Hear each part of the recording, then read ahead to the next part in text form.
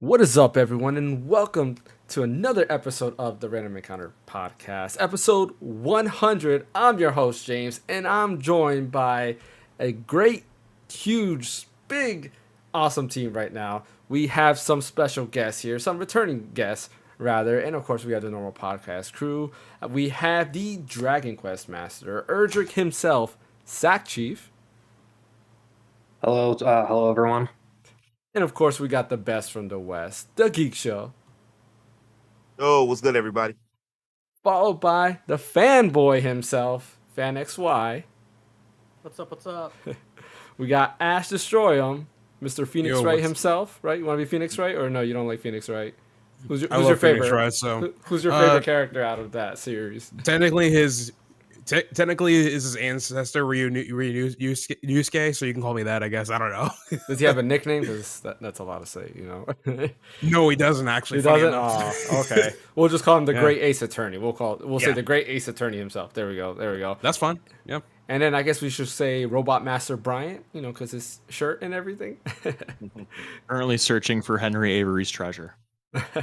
I hear that. Today is a celebration episode. Not a lot of news to cover this whole week, but we wanted to celebrate episode 100. And I want to start off by saying thank you to everyone that's here on the panel and on the podcast. I really appreciate you guys for supporting the channel. It's hard to, it's crazy to believe that 100 episodes. We've done 100 episodes already, and like, I don't know, it's one of those things that when you start this, you wonder how long is this gonna go, how much support you're gonna get, and you because it's really unknown, especially where you're trying to get people together, take them out of their life and try to do something like this. So I really appreciate you guys supporting the podcast and everything that you guys do with this. And before we start, because our major topic today is going to be our favorite RPGs. We're going to discuss our favorite RPGs. I do want to give a quick shout out to a company that did something good, and it is a little bit of small news, and that is Sega.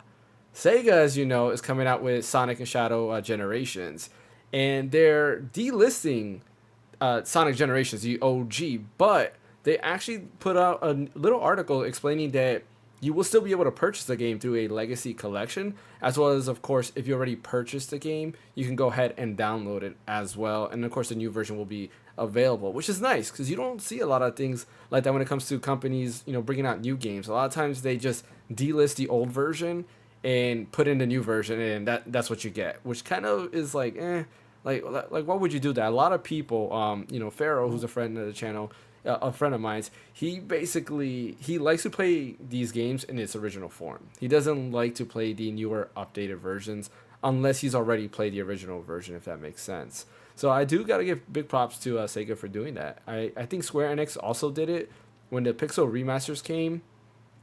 Well, actually, no, they kind of did it, not really, because the Final Fantasy VI, like, ugly version is no longer available. So only if you purchase it, you can re-download it, but you can't purchase the ugly version. We're calling it the ugly version because nobody liked the art style of that.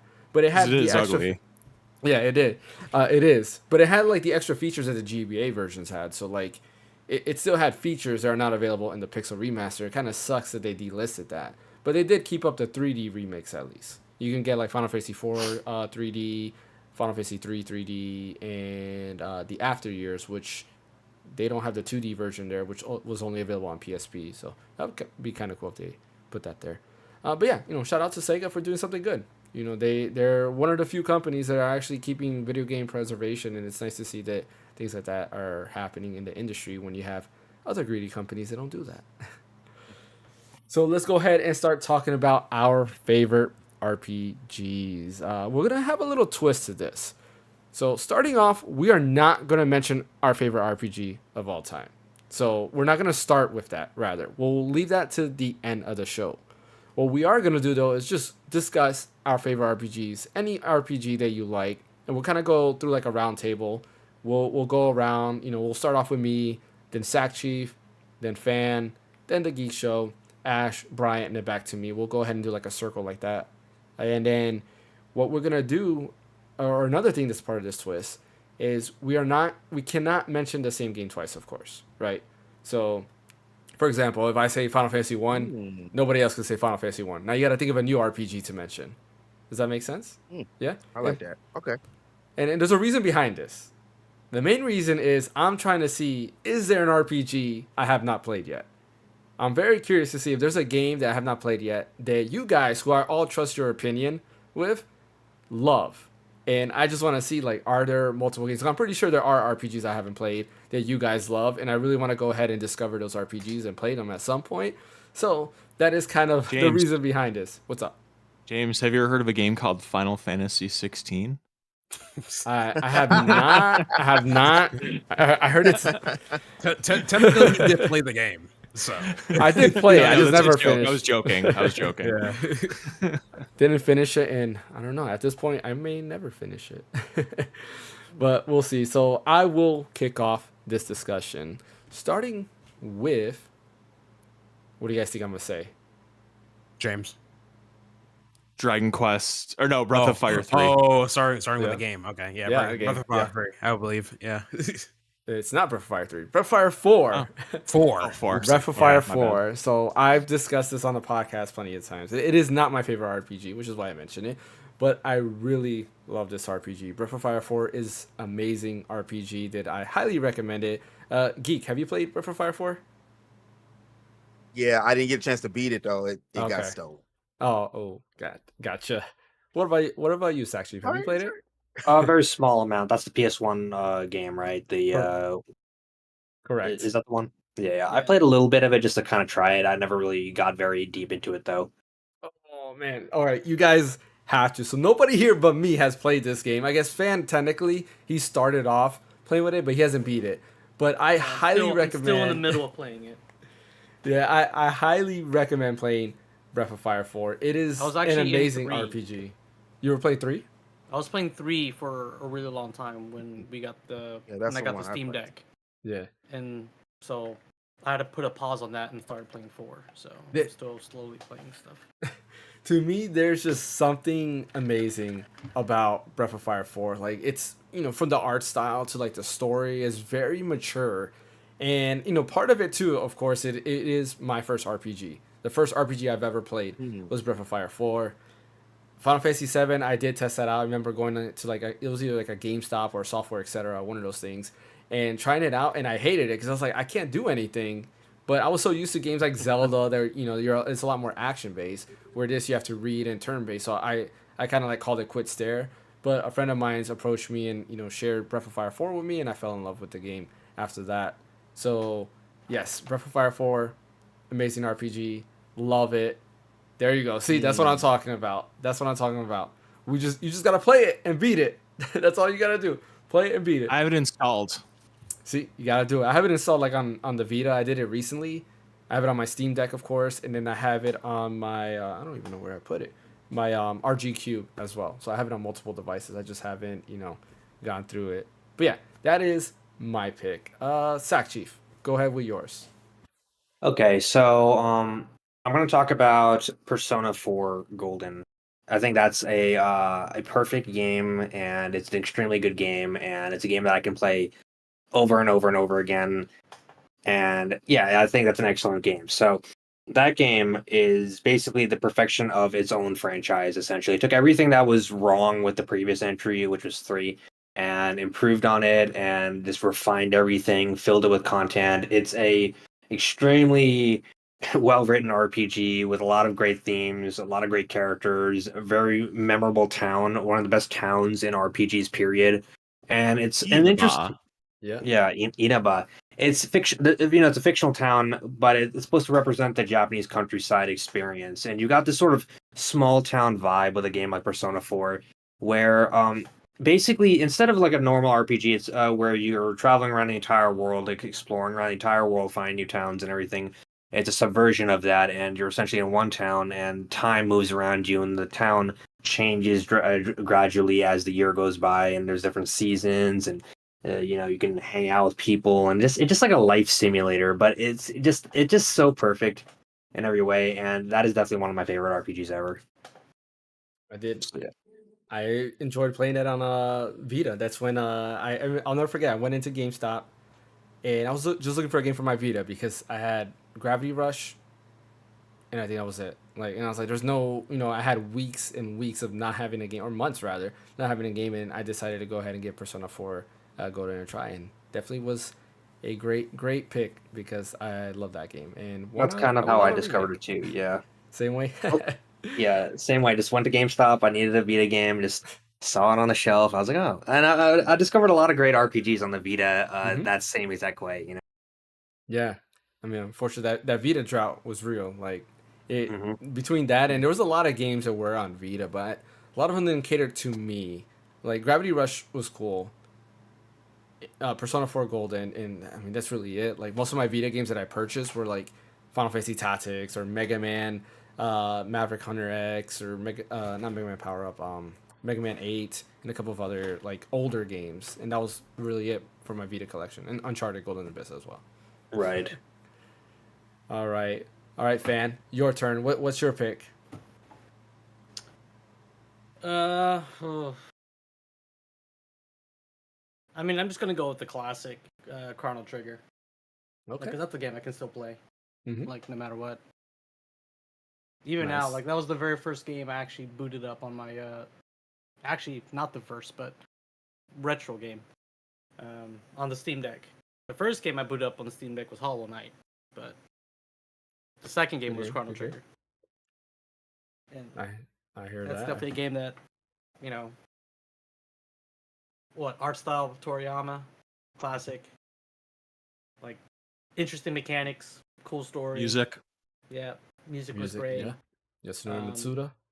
Like, not your typical like standard like turn based, because it had like the active battle or with the little haste bars at the bottom, so like you had to pay attention. It wasn't one of those where you can kind of just like, zone out. Yeah. And like And no, go ahead, Brian. I was gonna say, and as I've mentioned, I played it for the very first time in 2018, and it felt crazy contemporary. Like I felt like I wasn't like, oh my god, this is so 1994. This, or I think 95, whatever it was. This is so boring, or this is so like a slog to go through. It's like, no, this feels great. I'm enjoying the crap out of this, and I was in awe the entire time that I played it. But like Ben was saying, like between the music, the battle system, the characters, the artwork, the story was so original. Like the time travel bit and going back and forward through time, and dude, that game is just exceptional. And it's crazy to me that like Turok is on the Switch but not Chrono Trigger. Like it's just like, what the hell. That is true. That is true. Like I'm with you. I didn't play Chrono Trigger when it first came out. I want to say maybe a few years ago. Honestly, like Oh man. I don't remember how long ago, but I bought it because I had bought my iPad Pro. I was like, I want to play something on this, and I bought Chrono Trigger on iPad OS, and I was like, man, I Your love this childhood missed thing. out. Yeah, I mean, Super Nintendo games were expensive, and the games I got, I appreciate it because I got a lot of bangers from my parents. I didn't get any like bad games. I had Donkey Kong Country, Donkey Kong Country 2, Super Mario World, Zelda, Super Metroid. I mean, again, no RPGs because that just wasn't my cup of tea at the time. But yeah, like you said, it feels very modern till today. Like if you were to re-release the game just as it is, I mean, it technically is on Steam. It just works. It works. It feels good. Nothing about the game feels outdated or anything like that. Nope. Yeah, which is very very nice. Sackchief, I was actually gonna ask you a question because you might know this. The majority of the story, was it written by Yuji Horii, or was it like a quarter of it? Some of it with Sakaguchi and some of it with, I think it was a third person. Obviously, I think everyone had input, but I think primarily that was Yuji Horii's contribution, was just writing the story mostly. That was mainly What a his story it contribution. was. Yeah. Yeah. Yeah. Go ahead. Right, there was a lot of creative differences, and it was mostly just Horii's kind of guidance that made the game sort of the way it was, Yeah, it feels very Yuji Horii because again, playing Dragon Quest and then going back to this, I played Dragon Quest 7 and I'm like, wow, this feels like Chrono Trigger end and end. And I believe I found out from you that was Dragon Quest 7 was originally penned as a sequel to Chrono Trigger and then it just turned into Dragon Quest 7. Was that correct? I that was my theory, was that he wanted to make a sort of spiritual successor. It's not like written in stone, but you can kind of see it. Oh yeah, for sure. You definitely can see that. All right, let's move on to Geek Show. I'm not sure if you're ready, Geek, because you have your camera off or not. See, he might have stepped away. So Ash, we'll go ahead of you.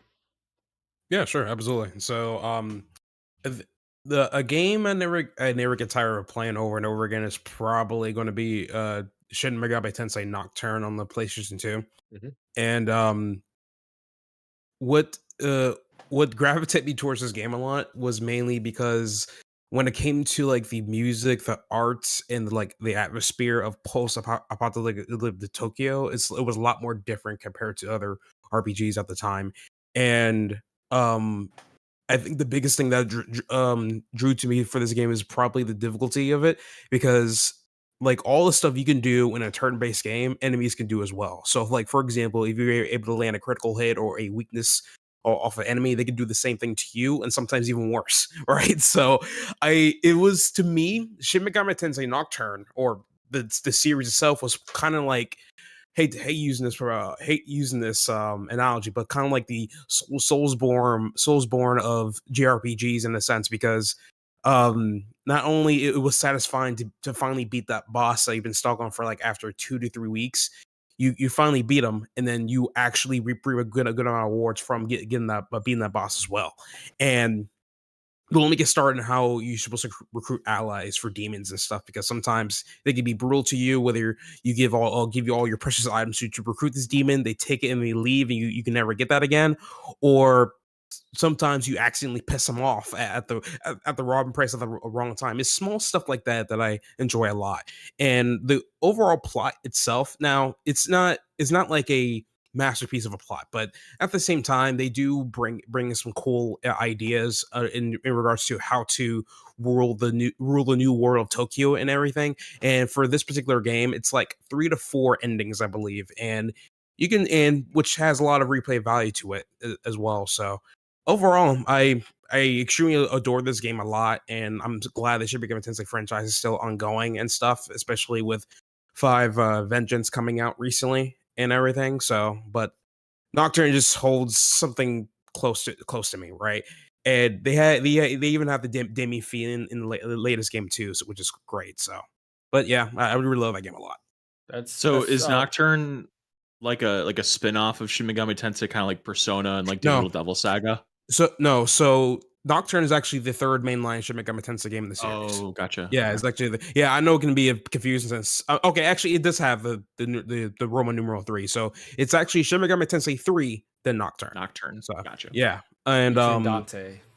Hmm? Featuring Yeah, Dante from Devil May Cry. Devil May Cry. which is funny because the Dante was only released in the Western version of the game because they wanted to try to get new people onto the Shin Megami Tensei franchise, and they were like, "Oh, Dante fights demons. He literally runs a business. Let's put him in the Shin Megami Tensei," and that's how that happened. And to me, that was a genius move. And there was another version where I forgot his name, but his name is like Raido Kuzunoha or something like that, and it's he's from a different Shin Megami Tensei spinoff that you mentioned earlier, Brian. And weirdly enough, that game never got localized to the West until literally a year and a half ago, because Nocturne got a HD remaster, which got both the Dante version of the game and Raido version in the game and pretty much mixed them together. Now, the Raido version that never got into South Korea, because if you guys see what the timeline takes place in Raido's game, that's Imperial Japan, and from based on my recollection, I don't think Korea likes Imperial Japan a lot. So I think that's why they never got over there. So, but yeah, it's wonderful game. I love it so much. And then like second to that will probably be the Digital Devil Saga, because it's more story oriented. Oh, you can talk about that on your next game. I know. Yeah, I know. I'm just going on. I'm just going on. My bad. But yeah. Real quick, Mikester, Simon, and PokeLink. Appreciate you guys joining the podcast here. All right, Geek, your turn. I was sitting there trying to think, like, what game could I say that I think that nobody's played or only a couple of us has played. But I'm gonna go with one that helped me actually, and I didn't expect it to be that great of a game. I was actually going through a breakup at the time, and I was hurting, and I was broke. So I went to GameStop, and I was like, "What game should I get?" And I end up seeing this game by Sega, um, Valkyria Chronicles. It was like $10, $11, and I was like, "Okay." And I made love to this game, and there's so many ups and downs and twists and turns within the game, just in the plot, and it's nothing big. It's just like your standard war type thing, like the opening scene of it. It's such a great game because it's got like 3 or 4 parts of different battle systems in it. It's like it's some active battle system. Then you can like go headshot somebody because you can run on the map and hide behind things and then actually shoot. It's like, it's got some clunky things to it, but overall the battle system is one of the most unique battle systems that I had ever played in RPGs. And still to this day, a lot of people don't use those different type of mechanics and stuff where you can switch from different type of battle systems. It's got some really great, twists and turns in it. And the music was really good for it. The ability to be able to recruit characters into your army, and each character had a story, gave extra replay value as well. And then you had different like scenarios with the people of the main plot.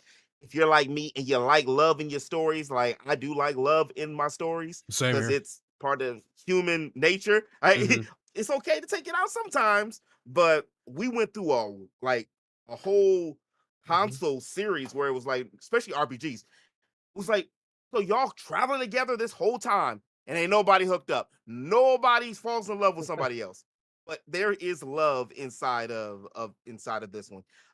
So I did like that, and I didn't expect it to be the game that it was. Some of the boss battles, because you have to literally strategize to I think, and I'm not spoiling anything, it was just like a major boss, Yeah. and it was just like this huge tank. And dude would just do this unstoppable move. And if you just played the game, you don't know what happened. And it's one of these, it's permadeath. It's like Fire Emblems, some of Fire Emblems. It's permadeath. If somebody gone, they gone. I lost a valuable asset engineer to my crew. And the boss battle was so hard. I was like, I just gotta let her go. That's TKO. I have to get her. I gotta get her back on the next. I forgot what was it. Oh, Ramsey. She's like, she was cute. She was just like, I'm Ramsey. And she used to always do this like lazy thing. And she's like, I'm Ramsey. And she got ran over. And I had to let her go. But the bad thing about it, as great as this game is, it's the palette and the coloring, it feels a little slow. Even on the archives and just trying to recommend it to people, unless you really sit and play it, like you give it 8 hours. I think standard 8 to 10 hours. If you can give a game that, if you play RPG, you can give a game that just to, unless it's really boo boo butter, then okay, just let it go. But it's hard for people to get into the game because it feels like a slow pace of it. But once you in, you in. I'm say, yeah, that's I got excited about it. That's Valkyrie Chronicles. You can get No, it anywhere Oh too. I yeah, It's like only I like love that 20 game a bucks. lot. Yeah. I agree It's with like you. $20 or less. The story is very reminiscent. Like here would be my pitch. My one sentence pitch is, if you like Mobile Suit Gundam 08 MS Team, I think you'll like Valkyria Chronicles because they're very, very not similar in terms of like I mean, one's mechs, the other one is not. But like the tone of the way the story progresses and like the love story and stuff like that are similar to an extent. And yeah, I agree. Like there is that love story, and you see that connection from beginning to end and how it ends and stuff like that. And of course, if you play Valkyria Chronicles 2, you kind of see everything in fruition.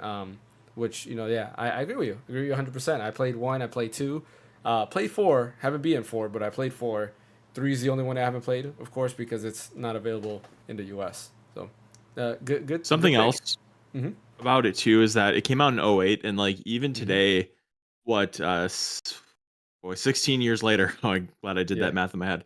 16 years later, it's gorgeous. Like I Yeah. remember when that came out, like it was it was unbelievable how gorgeous that game looked. Like that was like the biggest feather in its cap was just how amazing it looked. And even to this day, it's kind of like Wind Waker. Like Mhm. you look at Twilight Princess, it's aged like it don't look that great, It's a but good like call. games like Valkyria Chronicles and Wind Waker, they Mhm. they hold up big time. Yeah, that art style is beautiful. Like I'm watching it right now because Geek has it in archives right now, and just looking at That's that why art they style, say it. it's amazing. Like this watercolor Great cell game. shaded thing. It's amazing. Yeah, Yep. it has like that book effect for the borders and everything, or whatever Yep. you Oh want to call yeah, that. yeah, All of I it love yeah. fits that. together. It's so beautiful. I love Yeah. it. All of it fits together so perfectly. It's Mhm. like, wow. And then when one of my favorite parts of the game, I forgot his name, the drill sergeant. He goes, Yeah.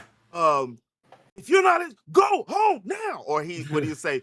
I can't Something remember the main maggots. one. I know he calls everybody maggots. Like, listen up, maggots. Maggots. Like, He goes, no one's ahead of the class. You level up as a group and you train as a group.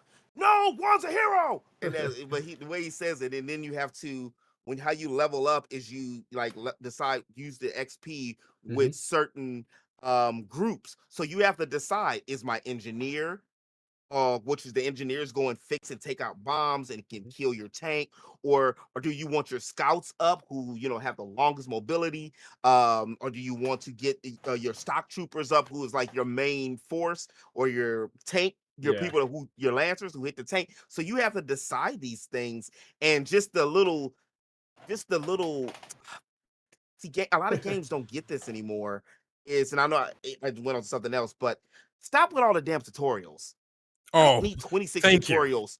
God, it's so I've been annoying. counting. You know who's really guilty with this? Square Enix. All their games lately is at least 20 tutorials in the Mhm. first 30 minutes. Like, I don't need to know how to walk. But anyway, the game shows you things within it and explains it within the game. That's for me one of the telltale signs of a great game is we know we're playing a game, but how you put the save points, like I hate it. Even if some of my favorite games have it. All right, it's just a random dolphin, and that's the save spot. That doesn't make sense. At least let me pray, or at least let me write a journal in a book, or speak to somebody. But anyway, Valkyria Chronicles, it mixes a lot of great things in to make a whole. Yeah. All right, Brian, what's your take? Okay, so I'm gonna dive into a franchise that's already been mentioned. No, it's not Breath of Fire. What was that one called? That you're like like it's like a roguelike Breath of Dragon Fire game. Quarters. Yeah, Dragon no, I'm Quarter, not that's mentioning that. 5. Yeah. That one's No, my pick is actually going to be Persona 5 Royal or Persona 5, whatever the case may be. The first time I ever played Persona was Persona 4 Golden on Vita, and for whatever reason, the quality of life stuff just wasn't there. So when I tried playing it, it just kind of overwhelmed me, like having to do this on this day, making sure that I don't waste my time, because like I kind of have like this inner OCD thing where it's like if I'm not absolutely 100% efficient, it like I don't want to play it anymore. And so when 5 came around and I finally got into it, I think the game did a really nice job of explaining its mechanics, and I really grew to appreciate how well written the characters were. Um, the vibes, like it has serious vibes. Like you go into the cafe for the first time, and I want to say that song is playing. yeah. Beneath the Do Mask. do Yep. do, yeah, Beneath the Mask, yeah. And you meet the patriarch, Yep.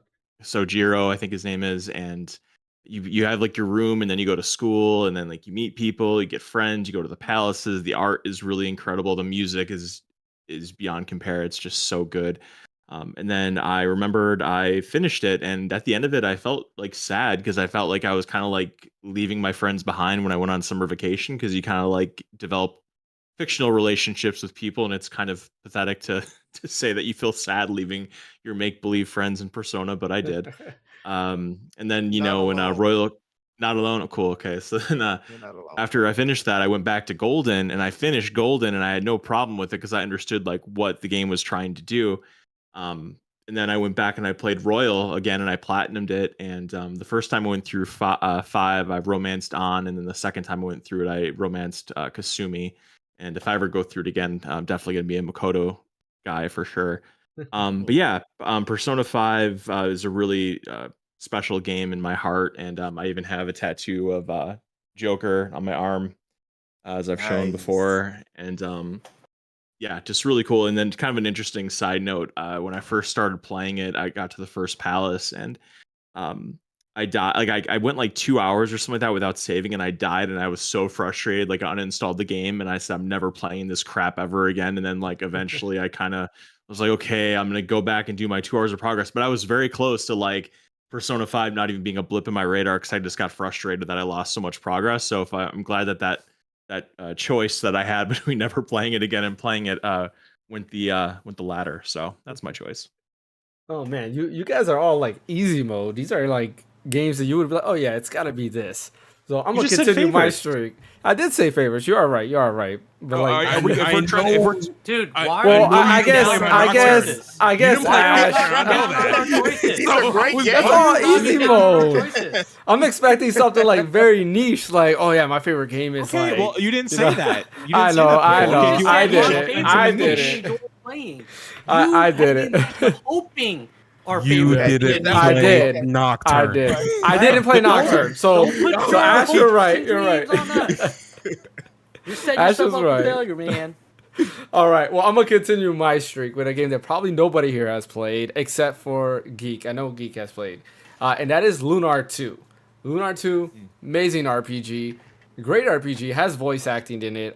Originally came out, I believe, on the Sega, what is it, Saturn, and then there was a PS1 version, and it's a game that I always go back to. And well, I don't always go back to, but I went back to it recently, and it's still fun. Like it's a weird, how can I put it? It's a weird thing because this game came out on, what was it, like 5 discs or something like that. It was a ridiculous amount of discs, but the majority of that is because of cutscenes. There's anime cutscenes inside the game, and the anime cutscenes are great. Like they're really good. Enjoy them, and of course there's voice acting in there as well. But the story is actually really fun. Like it's a really fun adventure, and replaying it recently, I was thinking like a lot of RPGs don't have that same. I don't know, like it's like a weird. It's hard to explain, but it's like a '90s set of sense of adventure. I'm not even sure if that's like a thing if you guys can understand it, but it's a very '90s sense of adventure. Like if you go back to like anime from the '90s, for example, they have this sense of adventure that is not like newer things are not doing. Think to like Trigun or like Cowboy Bebop or something like that. It's this weird sense of adventure that those things have. Like Lunar has something like that. Of course, it's not sci-fi or anything like that, but it has this nice sense of adventure where the main character like discovers something. He has his like companion with him, and then he goes on this journey, and so forth. The combat system is pretty fun. It's pretty neat. There's like a random component to it, which is like your companion. It's a I don't want to spoil what it is, but it's like this little cat thing. I won't spoil what it actually is. That comes around and does like little moves and helps you out and stuff like that. And then there's another character that joins you that you have no control over at all. It's just they're just there, but you get other party members that you can't control. But those are two components that you can't control, so it's just random, which is nice. But the music is amazing. Love the music. The story was fun. The characters are well written. They're really enjoyable. A lot of them you would think that you would not like them, but it's really cool. And I just everything it has to offer, I like. I actually prefer more over Lunar 1, even though Lunar 1 has been remade like a million times. I think Lunar 2 is better in my opinion. What version in particular of Lunar 2 are you talking about? So the PS1 version, the Okay. Saturn version is good, but I like the music in PS1 better. It has They just ramped up the difficulty in those Lunar games, those Working Designs remakes. They're Yeah. they're so hard. I mean the Lunar is like it's not that hard, I would say. Like it's very Well, they have adaptive Right. leveling. That's why it's hard because Yeah. the game levels with you. yeah, so it's I like like that though. Final Fantasy 8, yeah, like that, Yeah, right? like Final Fantasy. Yeah. Yeah. But it, I was on level 100, like right. I just I, when I first played that, you say I can sit here in one area and just card collect and be level 100. I It did it. doesn't mean anything. Didn't take that long.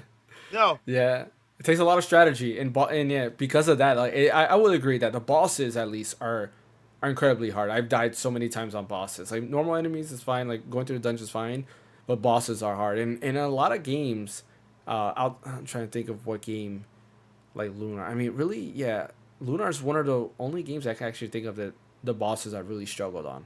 You know, outside of final bosses, of course. Like final bosses, sometimes they have like this weird like difficulty spike that you have to do a lot of grinding for. But this is definitely one of those where I literally had to rethink my strategy over and over again. But yeah, Lunar 2, Sackchief, your turn. So what are we talking about again? So basically, same thing. Choosing another RPG that you love. Okay, so another RPG that. All right. Did anybody talk about Dragon Quest 3 yet? No, not yet. Okay. All right. So obviously, have you guys played it? Or like, Oh, who's you? yeah. I recently beat it like 3 to 4 months ago. I love it. So. All right. So a few people have played it. Dragon Quest 3, obviously, this is the one that's getting remade. And a lot of people are probably like, some people might not understand why this game's getting remade or why it's kind of a big deal. But like this game was really influential to the point where almost every JRPG nowadays is kind of trying to tread that sort of ground or is looking to that for some kind of influence. A lot of JRPGs took a lot of inspiration from that game, and it was very influential. What I like about that game is how open-ended it is and how you can kind of go anywhere and do anything, and you kind of make choices. There's different branches, different pathways to take. You can skip over content. But what's really cool is the class system, which is one of the first of its kind in JRPG history, and I think it's probably the best one I've ever seen in a JRPG. Honestly, I think it blows any other class system out of the water because you create these characters from scratch, name them, and choose their classes. And at level 20, you can change their classes to another class, and it halves their stats. But you get to build off of that with the new character class. So you can basically make like hybrid characters, and you're essentially creating like the ultimate character. And it just got so much replay value, and it just so straight to the point. You started. It's got that early Dragon Quest sort of feel to it where you just start the game and you can kind of go on your way. The game doesn't get bogged down with cutscenes or a crazy story. There is story, but the game's more like a collection of smaller stories sort of stitched together, and it is just like it is just such a good game. And I feel like a lot of people are gonna realize how good it is when the remake comes out, because the remake looks very true to the original source material. It looks like just a very good way to play the game, the original game, and I'm really excited for that. So yeah, that's got to be one of my favorites is Dragon Quest 3. Yeah, if there's anything I love about Dragon Quest 3, it is what's it called? What's the town? Jupang? I think Yeah, it is. yeah. Like, Yeah, the Jupang, music. yeah. Well, the story in there is crazy too. Like that actually surprised me when I first played it. I was like, "Oh man, like this is dark." Like it was straight up dark there, but like the music, love that song, and of course hearing it in Dragon Quest 11 too. Amazing track. Love that. And a lot of great music actually came from Dragon Quest 3 that was reused in other Dragon Quest games, which was nice. Like the cave theme is another one. I first heard that because I played Dragon Quest Builders first. Because what got me interested in Dragon Quest Builders was like, oh, like this looks like Zelda except with building mechanics, which I don't like building mechanics, but I like Zelda, so let me give this a try. And then of course that's like the first area you start off with is that song. I was like, wow, I like this track. And of course that was from Dragon Quest 3. But yeah, I can't wait for HD 2D. Oh man, so excited. Almost there. Got two. It's gonna be a stream game, James. I don't know. I'm debating on that because I kind of want to enjoy it on my own, and I don't want to be limited to like once a week streaming it. Like I want to play this thing like straight, so it probably won't be. Well, maybe beat it by yourself once and then go and do a stream because I know you'll love it so much you want to play it again. You can do one stream as like a first impressions, and then just after that. Yeah, you can do that too. Yeah, I could do that. Yeah, we'll see. Well, I gotta figure that out. It'd be a good react. Watching you react to it, people will be very excited to see that. It'll be funny because when this remake comes out, that'll technically be my first 2D HD game I ever played. Yeah, it's hilarious. It'll be a good game to start off with because it's the best from trailers. It's the best looking one. What's up? I want to say this. We talking about 2D. Let me say this. But I don't know how many of y'all have played Vision of Mana, the demo. But if I've said it before when I'm on the podcast before as well. That's the art style I would like to see if Chrono Trigger was remade. Give me that type of art style because the art style was already like Visions of Mana, Trials of Mana, where it's like they are actual humanoids. Chrono Trigger to this day still looks very close to HD 2D. It's not that 3D aspects, but look at the pixel work. we've all been talking about. Look how great that game looks. It still holds up. Yeah. It doesn't. Not every game has to be HD 2D, and people are really underestimating it. They're underestimating how big of a game that game was by just saying, okay, we're just going. I'm not saying the other games aren't good that are HD 2D. I'm just saying that like, if you're going to redo the game, and it takes a lot of work to do HD 2D stuff, but if you're going to redo the game, that's at least my opinion on it. I like to see it look like that. I would like to see the full facial expressions and see how that battle system works. Like I can actually see Chrono and Luca and them doing like. Okay, I'm sorry. Go ahead. I mean, when it comes to Chrono Trigger Square, is kind of dark though. Like I think Visions of Mana, like what I saw, it's very whimsical looking, and like there's parts of Chrono Trigger that are whimsical, but there's very dark stuff in Chrono Trigger too. So they'd really have to find a way to do that. I mean, to me, I don't know. Like, I like to see it. When it comes to Square Enix, like outside of Dragon Quest, of course, because I think Yuji Horii has a lot of control when it comes to that. But when it comes to Square Enix, I could foresee them like redoing Chrono Trigger, and if they had that graphics, they would try to do like a Final Fantasy VII remake. Like, oh, you know, we decided to do this with the combat system, and now guess what? You have to play, you know, chocobo racing. Well, there's no chocobos in Chrono Trigger, but like, you know, I mean, they could lean into the anime aspect of it. Like the motorcycle racing. That's what I mean. Yeah. Right. Just lean into the anime aspect. Well, not like that. That's like, more that art style. I mean, I was actually saying go more into your Valkyrie Chronicles. Yeah, right? I can see that too. Yeah. Do because it's more art, like art cart. You have like, my snap all the way back, man. and like because they have like the scenes of the characters, you know, with like anime, right? Yeah. So like they could lean into that and do it like that. Yeah. And I think it'd be perfectly fine. I just don't think that the HD 2D for Chrono Trigger is the direction to go. I also get it, of course, but I mean, it just feels like for that game of that magnitude, it's limiting it what it could do graphically, because it would bring a whole new amount of people to the game, even if they kept it like it already is, which they probably would change some stuff, you know. I hear you. All right, fam, what's your pick? What's your second pick, rather? Okay, so I'm kind of like in between some stuff. So I'm just gonna say this one because I'm afraid someone else is gonna take it. So for me, like, I know this is like a very popular pick. A lot of people play. And it's going to be Final Fantasy 3 in the US, Final Fantasy 6 everywhere else. Mm-hmm. Like, that is second to Chrono Trigger, probably the one game that I've gotten back to and played the most throughout my life. Just because, one, freaking long game for the time on a SNES. Two, yes, turn-based RPG, but each character had, like, such unique playstyles. Like, Saban had the whole, like, you have to do, like, the fireball and Hadouken, like, button combinations just to do his moves, which was fun. So, like, it just made turn-based RPG games different, even though it still, like, was so into it. And, I mean, the story was just freaking insane. Nope. Good choice. A game I still have yet to beat. Like, it just sits there. Geek, what about you? So, you want a game I really, really enjoyed that you may not know about? Or has to be an indie pick. Indie pick. Dude, I got another one, but once it gets to my turn, I'll talk about it. I think I know what it is. Can I guess it? Or do you want just one of my favorite games? You choose. Whichever one. All right. You know what I'm gonna choose then?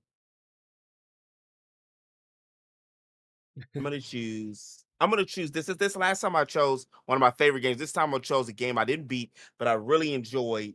And that's Cardia, World of Fate.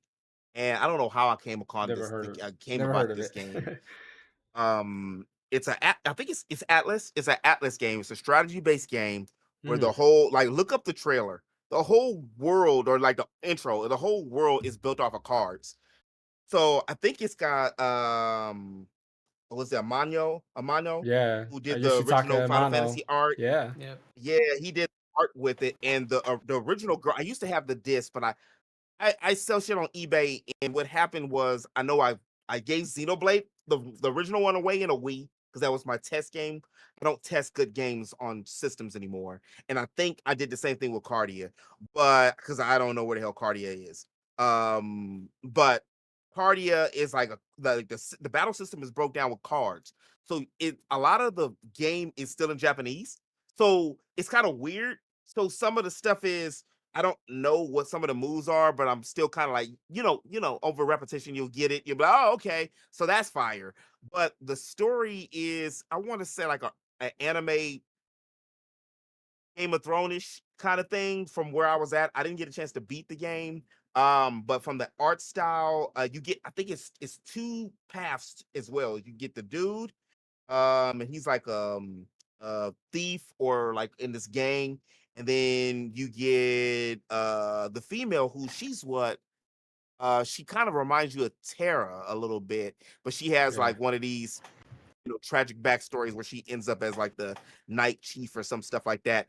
And then their stories, of course, it's like those like you saw about the 90 games. They did a lot of that in the 90s games where their stories would interact.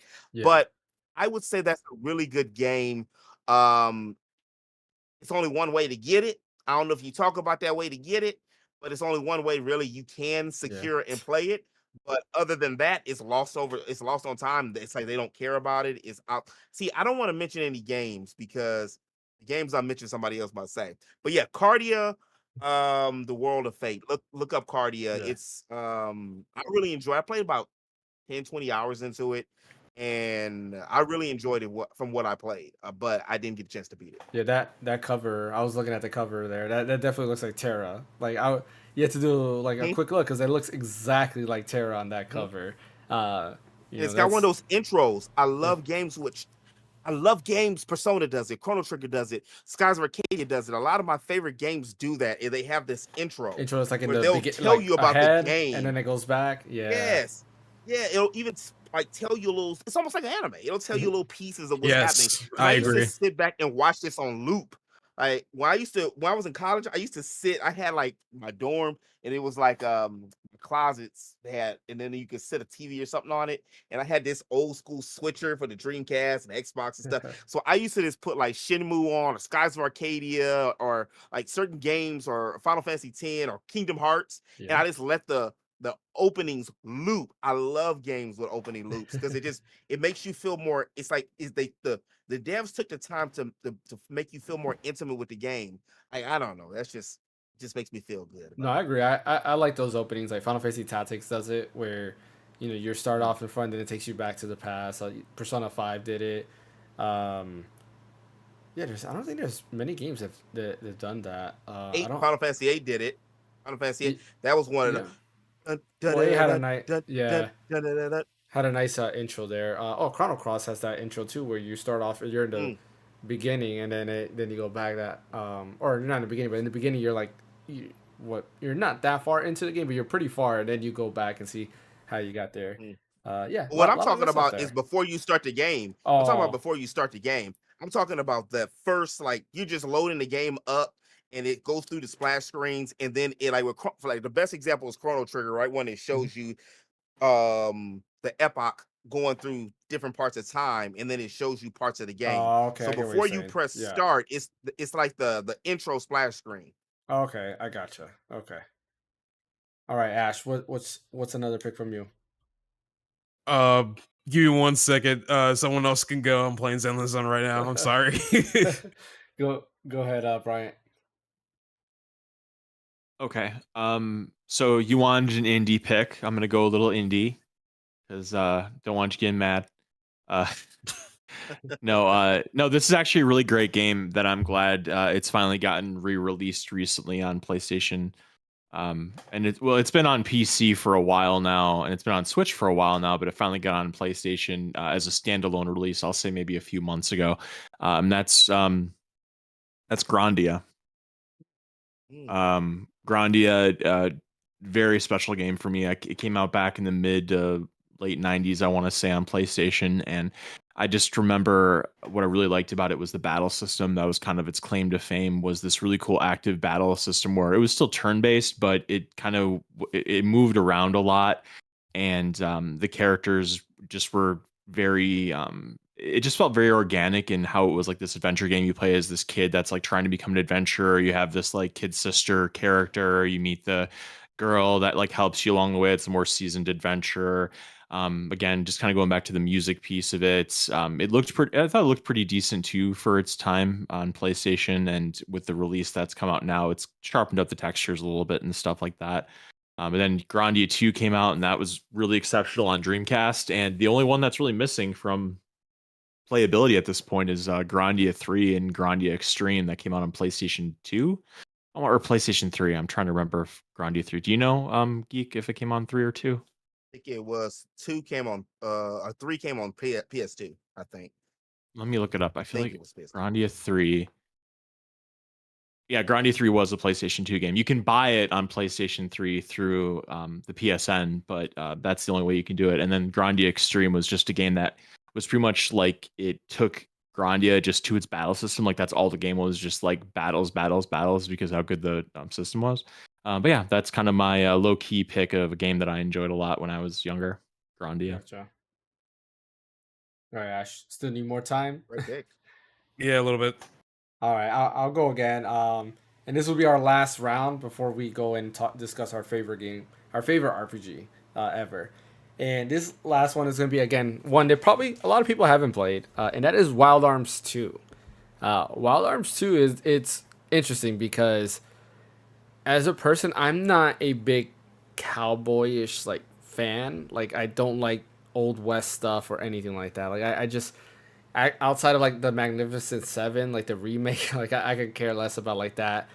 Not time period, but like that like that setting. I just never cared for it.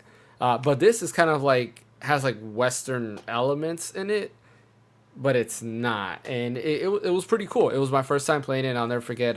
Again, the same friend who got me into Breath of Fire 4 and Final Fantasy and all the other RPGs, he picked up this game. He's like, "Hey man, you gotta try this. It has a cool anime intro, has an amazing intro with an amazing song.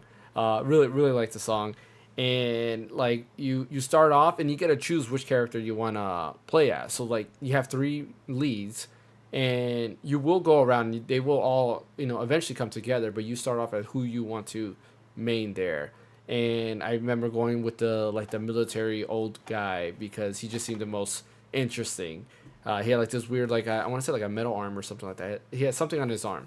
And yeah, it was pretty cool. And then you had the main character was just your generic, main character there. But like I really liked it, and it's like once they all come together, like the story starts to pick up, and it's interesting. And of course the combat is also very fun because their main weapons are guns, and you don't really see that a lot in RPGs. Typically the main weapons are always swords or axes or something like that. But in this game, and I want to say in all the Wild Arms games, I believe, because I've only played Wild Arms 2.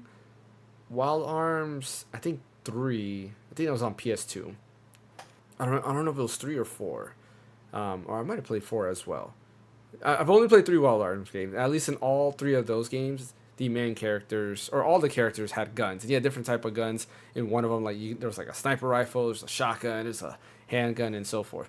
But it's interesting, and I really liked it. Story-wise was fun. It's 2 discs, like a lot of PS1 RPGs were multiple discs. This game was 2 discs, and music was fun. Just everything about it was pretty good, and it's a game that I highly recommend it. It is available on PS5, so you can actually purchase it and play it, or if you have PlayStation Plus Premium, Premium, whatever the best one version of it is, you can also play it on there. So it was definitely well worth it in my opinion. And I heard Wild Arms 1 is also really good. I've just never gotten around to playing it, and I should probably. So That's a nice low key pick right there. yeah, amazing. I highly recommend after the podcast, just search the opening intro to Wild Arms. It's pretty cool. I really like the music in it. Really nice. All right, so a little bit off topic, but 90s PS1 RPGs, they all had amazing openings. Like that's something that you gotta say. Like they all have amazing openings. Golden age, bro. Yeah, That's the golden age. That Super Nintendo, the end of Super Nintendo to like the beginning of PS2, Xbox, like right around that like 10, 12 years. That's when the RPGs was like, yeah. Like everything I can think of had an amazing opening. Sackchief, maybe you can answer this. Did Dragon Quest 7 have an anime opening? Because I never played the PS1 version. No, Dragon Quest VII had a crappy FMV opening, is what it had. Yeah, one of those CGI garbage looking. What is this? Didn't age well. It had it had one of those kind of openings. Yeah. I mean, some of them age pretty decent, like Final Fantasy VIII, right? Like they went all out. But yeah, like Dragon Quest, age well. I never like things like that where, especially if it's Toriyama's art, like you change that to like a nasty like FMV thing. Like it made zero sense. Like why not just hire Toriyama or like a studio that can mimic his art like they did with Chrono Trigger and just create an opening out of that? Like that makes zero sense. If they could do it with Chrono Trigger on a PS1 re-release, you could definitely do that in Dragon Quest VII. Although, look, I will say this: like, they made. Why is he just? We knew he was like Goku, but they didn't have to make Chrono look exactly like Goku. They gave him his damn Goku chin. His chin was thinner. It was thinner. Then they just said, "Oh, okay, on the anime thing, let's just make Frog." Well, we knew. I mean, if you play, okay, if you play if you know about Dragon Ball or Sonic, or I mean. They all like in the same. All right. All right, Sackchief. Chin. Go back and look at Goku's chin, and then look at Chrono's chin from the damn the anime, the cutscene, and then look at it from the Super Nintendo one. Those are. It's like you can see the angle. Okay. It might be the person who did the GT artwork because it actually looks like a lot of GT that. But Sackchief, what's your next take on a RPG that you enjoy? Let me think. So you want something a little more underground, a little less known? I mean, it could be whatever. Less known is nice because then it's something different, not heard of. All right, there's this game from Nippon Ichi Software called Labyrinth of Galleria: The Moon Society. I played a little bit of this.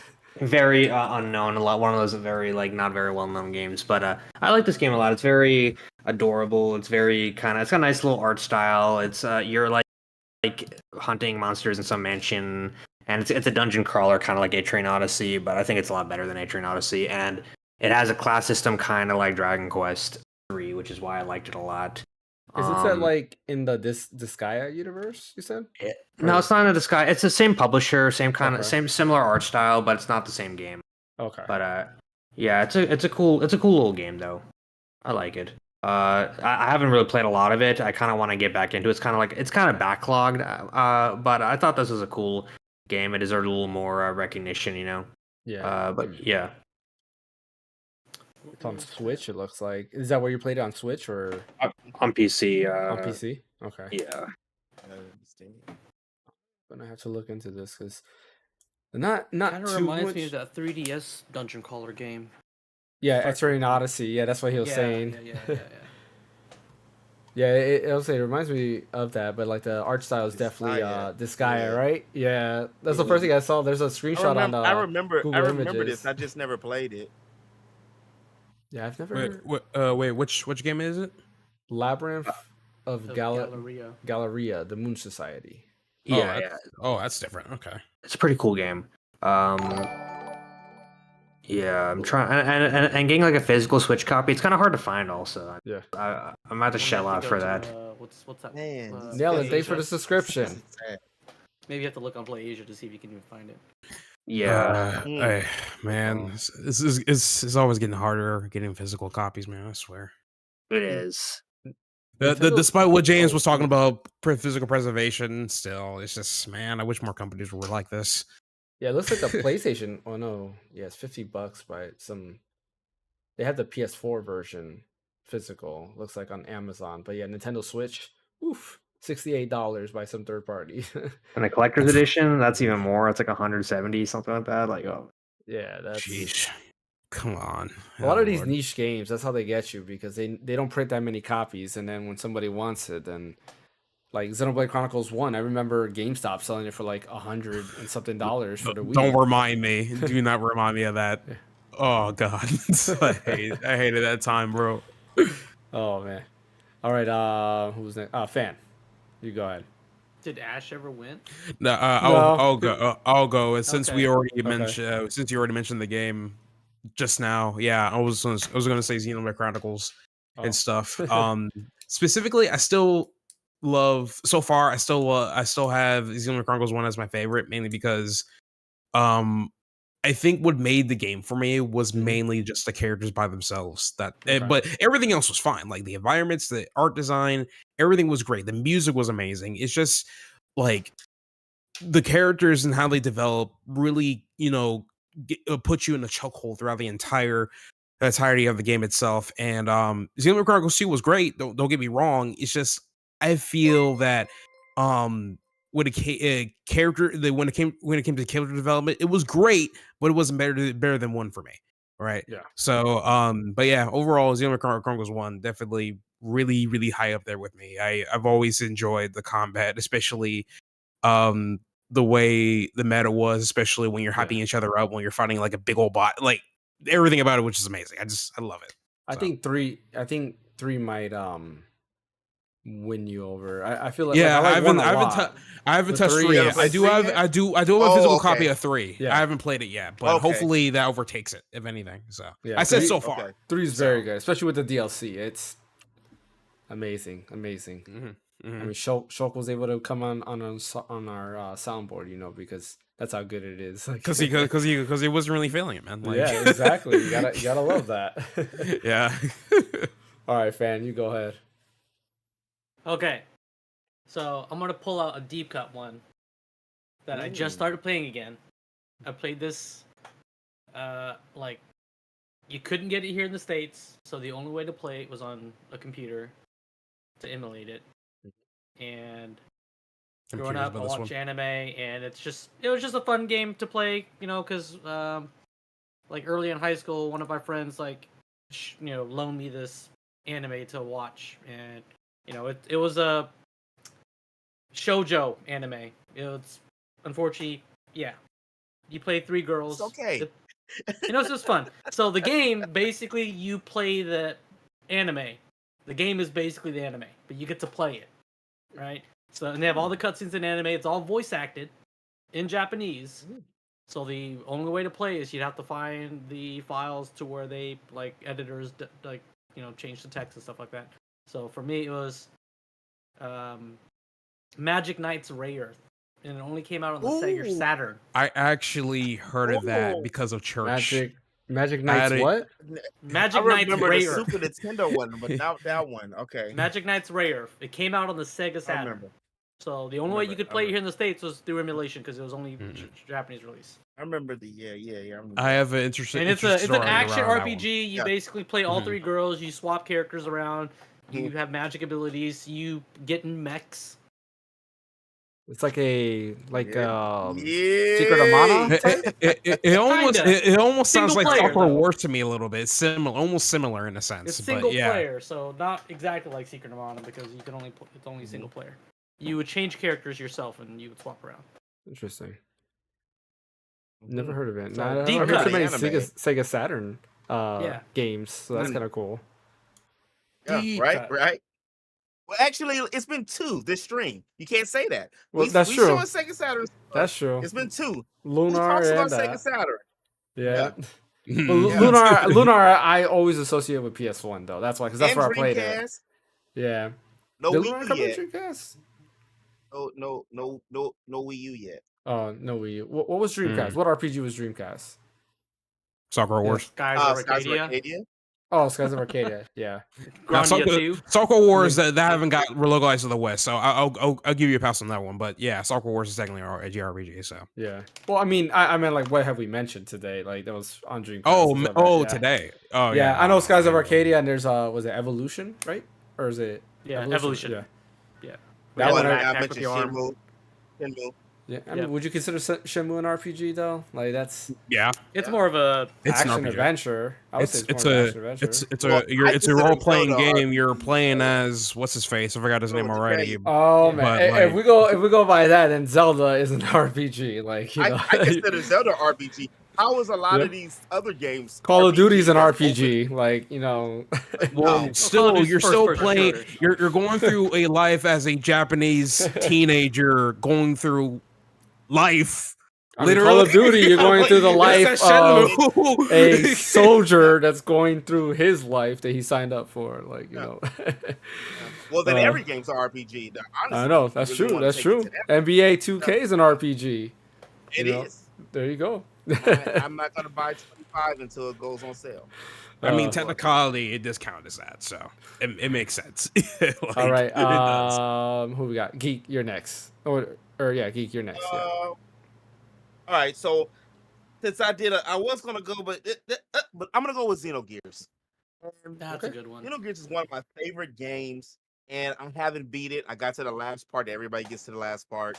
And at the time I got to the last part, I was playing on PS3 because when I first started playing it on PS1, one of the things what happened was is like I was laughing to myself when you guys were talking about it earlier because we all had that friend who kind of introduced us, and a homie introduced it to RPGs to me. Like I played Solstice on NES. My grandmother bought it for me for Christmas one year from KB Toys. I didn't know that was an RPG.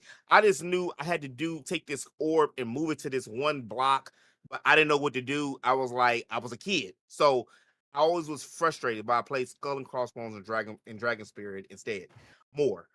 But he came with a box of freaking RPGs, Super Nintendo RPGs with Lufia and Final Fantasy 6 and 2 and Secret of Mana, Earthbound.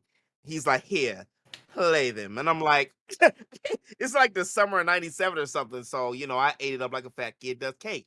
So fast forward, we all was in that buzz of what new games are coming out. And I remember, I don't know if I rented it or how I got my hands on Xenogears, but Xenogears was like one of the first games that I remember that had like anime cutscenes in it. And even though the game didn't have voice acting, it actually had voice acting in the anime cutscenes, Yeah. even if it was just a little bit. But there was mechs in it, and this was, I think, came out in '98. It was mechs in it, and of course they had a love story, but it was a lot of the first thing I found about, which I didn't know, with the whole the ego and the super ego, the Siegfried. I didn't realize that Freud's concepts were in the game, but then they had a dude named Freud in the game. But it was just so many different things of how they did it. The disc is 2 discs, because if y'all remember from that PlayStation era, if a disc wasn't 2 discs, that was an RPG. You start looking at it funny, like, why you ain't 2 discs? Yeah. Breath of Fire wasn't You too don't have no discs. cutscenes. You don't have no cutscenes. Like, yeah, I looked at it like that. Same thing I did with Breath of Fire 3. I liked them, but I'm like, you ain't. I did it with Tactics. You ain't got no Yeah. FMVs, the full motion videos. Like, what's up? But Gears had a very complex story. What dealt with a lot of the mind. It was one of those games back in the day that like they can't. A lot of people, some of my best videos on YouTube have been the freaking Xenogears ones. And it's just people want to see it, but we're scared because Yeah. if you bring a Xenogears now, they're gonna censor that so bad. It's got so many concepts and different things that they talk about. Like they even have the scene that Tifa and Cloud was supposed to do, and they thought it was too provocative. They did it in Xenogears. I remember dabbing up my homie Faye, like, hey, Faye, Faye Far Wong. Because It's kind of he Evangelion did inspired too, isn't it? Xenogears Huh? got some Evangelion homage. Exactly. Yep. That was right. Because when Evangelion came out in 94, 95, and Yeah. it was right after 98. It was right after that. It was a beautiful game. If you like still to this day, and I love Xenoblade. Xenoblade 3 is my favorite in the series. Then Xenoblade 1. I do like Xenoblade 2 because Quentin likes You mean Xenosaga? waifus. No, I mean Xeno waifus, Xenoblade waifus. Xenoblade Chronicles 2. Yeah. I like Xenoblade that one, Chronicles but 2. Yeah, pretty much. all the Xenos, including Saga, which I do like. Shion. Was it Shion? Who was the orange haired Velma? Was it Shion? It was Shion. In That sounds Saga. familiar. That's in Saga, yeah. She's That's what Saga. Yeah, but yeah, I did have I liked it. Cosmos. Yeah. Oh yeah, Cosmos. Yeah, she was in Soul Calibur 3, and that's my favorite fighting game. Wait, what? Cosmos I was a would say Soul out of all Calibur? this, yeah, she was in Soul Calibur Yeah, 3. You had yeah, to beat I the thought she game and was. fight and get all the parts together. I did not know that. And I Yeah. played Soul And Calibur 3 like Chronicles of the crazy. Sword and everything. So I never Yeah, unlocked you had her. to What? do all the Chronicles of the Sword. Yeah, bro, go back. All right, I'm gonna have to go back and get it because I played it still. Like I have it on my Steam Deck. I did not know that. Now, oh man, now I Yeah, might have she's to on do there. that You have after to get her that. parts. Is it in? You make said it's in the Chronicles, like that little like single player RPG mode, or certain parts I think are in different areas, like the arcade, the Chronicles of the Sword, which they never brought back, and that was so good. That was an Yes, RPG. that part. was an RPG. I That was love an that. RPG Oh, part. that was so Chronicles amazing. of the Sword. They built a damn statue of you after Yeah. you beat it. Like, are you kidding me? If you I guys had don't my know this, homegirls. I made a black girl with the silver hair with the big. Well, she was Siegfried. I hear it, man. She had the frost strike. Anyway, I and made then I made a Sasuke character because I was other big into characters. Naruto at that time, and they literally had his whole get up and his Mm. hairstyle. I was like, you know what? I'm making you Sasuke. There was a ninja class that had all these crazy moves, and that was it. If you guys don't know what we're talking about, play Soul Calibur 3. There's a thing called Chronicles of the Sword. It's literally an RPG and a fighting game. Amazing. It is amazing. Chronicles of the Sword. Yeah, you Is that create. PS3? Battle. It's PS2. Yes, So P. the only way to get it, unfortunately, is emulation. But like literally the Yeah. best single player experience in a fighting game, in my opinion, because it's an RPG. Yeah, it's my favorite. You one. create Yep. a character. You can create multiple characters if you want, but you also recruit characters in the game, and it's it has like a unicorn overlord type of thing where you select a unit, you move them, you capture these bases, but these bases might house other enemies, and then you go into a fighting, and then you level up, you get different equipment and all that stuff. Oh, amazing! But yeah, go ahead, Geek. Great. Yeah. Xenogears is one of those. For me, it's my favorite out of the Xeno, and the reason why is and I love the Xenoblades, but the reason it's very PG. Like Xenogears dealt with real adult situations, and they weren't afraid to give it and show teenagers. Like this is the world that's coming up. And I think that Xenoblade, I don't know, maybe because it's on the Nintendo systems and stuff like that, it still handholds me a little bit. Like I want to see just a little more maturity, just a little more. I love the way that they did the blood on Xenoblade 3, and that's not a spoiler, Ash. You can see that on the opening, like first like 1 or 2 minutes. The way that they do blood is like they just disintegrate into red. Mm-hmm. And I thought that that's some of the most clever that I've seen, because I was like, hey, Nintendo, that's using your head. But if you haven't played Xenogears, I remember one of my homies came over to play Xenoblade 1, and some of the first act parts that happened, dude was damn near crying. And I'm like, what are you talking about? Like, didn't you see this on Xenogears like back in 98? Some of the same, like it started some of those tropes, and it's such a good game. Like the first, like now, because a lot of games have emulated some of the things that it does. But if you go back and you play the first, I don't even have to say 10 hours. Get out of get to the big city where it's a desert city with like the music and shit is just like there's just people going it's music is good, the exploration is good. It's got another act to the game, even though the other act for the disc 2 is a lot of dialogue. You do get a chance to go free. It's got it's a good game. Like it's on my top 10. It's a great game. All right. And you get in mechs and you have to put gas in your damn gear. Like seriously, you have to not only think about you, but you have to think about your gear. So it's like Armored Core, but with anime characters in a battle system that you have to learn the attacks. This was pre-internet. Like, well, internet was around, but not everybody had a computer at their house. I'm sitting here like triangle. I'm going to school, like trying to look up the death blows for Xenogears, because you can miss it if you don't press square X. You can miss that whole thing. The whole battle system was very unique, and each character had their own weapons and their own unique abilities. Okay, it's just play it.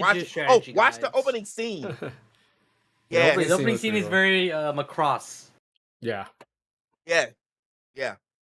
And Geek 2 replied to you saying that like it's a spoiler. Don't worry about it. I might forget it like right after this podcast, so you're good. I mean, it man. wasn't a spoiler. It wasn't a Yeah. spoiler. No, Yeah. spoilers. Yeah. No, Yeah. I wouldn't do. No, I wouldn't do that. All right, Ash. What's your pick? And we're gonna try to go ahead and go quick through this so we could do our favorite games. Oh, I thought I already did a pick. Oh earlier. yeah, technically yeah, you did. Xenoblade Chronicles. All right, Bryant, your Yeah. turn. Okay, last one. I'm going niche again. Deep cut. Threads of Fate for PlayStation 1. It's a game that is the only one of the summer of RPGs that Square had back in 90 or 2000, maybe I think it was, when Chrono Cross and I want to say it was Secret of Mana came out. Like those 3 games came out that summer. Or was it Secret? It was. No, I think it was Secret of. What was that game called on PS1? Legend of Mana. Legend of Mana. Okay, so it was Legend of Mana, Threads of Fate, and Chrono Cross. They all came out like within a 6-month period, I want to say. And I want to say it went Legends of Mana first, Threads of Fate second, and then Chrono Cross third. And Legends of Mana really wasn't my thing. I wasn't into it really. But then Threads of Fate came out, and I remember like I brought my PlayStation up north and on my summer vacation and just really loved it. It was just really whimsical, lots of really good, a lot of good battles going on. It's a real time action game. Just a really nice story, cool visuals, very cozy. It's a very cozy game. And then, of course, later in the year, Chrono Cross came out, and that was really, really good. But yeah, Threads of Fate is a very good action RPG. it's Dark Cloud kind of like just Yeah, like it's looking not- at the cover. It has like a Dark Like the- Cloud vibe. Like the character design, I could kind of see that maybe a little like bit. the But second Dark gameplay, Cloud, they're not the nothing like first it. one. Yeah. Yeah, I could see that. All right. Let's talk about. We'll end this with our favorite RPGs of all time, and I'm actually gonna skip because I feel that Sackchief is gonna say the same one as me, so I'd rather let him explain it since he probably knows a lot. Yeah, I just want him to explain it. You go ahead, Sackchief. Go ahead and tell us your favorite RPG of all time. All right, so I know it. I can kind of guess what you're going to say just based on that. So I'd say my favorite RPG of all time is Dragon Quest V. I think where it marked a new sort of beginning for the entire Dragon Quest series, and that it made the series more of a narrative focused. It's a little bit more linear, but it works with its narrative so well in a way that I don't think any RPG has ever really touched on that level again. So if you don't know, Dragon Quest V is a multi-generational game. It's a game where you start off as this little kid, and you're actually running around the world as a little kid trying to fight monsters, and you have like your father who's this like great warrior, and you're trying to look up to him and trying to be like him. And a lot of stuff happens throughout the story, and eventually you do grow up, and as you get older in the series, like the world around you changes. You know, I talked about this earlier about how instead you're traveling around the world, but at the same time the world also ages and time goes along, and kingdoms rise and fall throughout the game. It's really, really cool. It has a really well defined world, a lot of great writing, a lot of great characters, and what I think is really cool, the most famous aspect of the game is that you can get married in the game and have kids, and you choose your wife out of different options that you have, and your choices actually change the path that you take, and it's just epic in every sense of the word. It's probably the most epic Dragon Quest game, period. It is just so amazing from start to finish, and it really does stand up there with the best of the best, I'd say. I think it is absolutely a must play if you are a JRPG fan. If you're an RPG fan, it is just a phenomenal experience all around. I can't believe something like that even exists. Dragon Quest V really is just, in my opinion, the best RPG ever made, and I really love that game a lot. So yeah.